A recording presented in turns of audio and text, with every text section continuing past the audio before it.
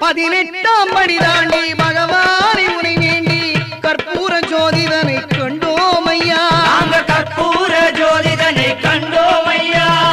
18ஆம் படி தாண்டி பகவானை உனை வேண்டி கற்பூர ஜோதிதனை கண்டோம் ஐயா. நாங்கள் கற்பூர ஜோதிதனை கண்டோம் ஐயா. மகர ஜோதியை கண்டு மனமான சரணம் போட்டு மகர ஜோதியை கண்டு மனமான சரணம் போட்டு மணிகண்டா உன் பெருமை அறிந்தோம் ஐயா. மணிகண்டா உன் பெருமை அறிந்தோம் ஐயா.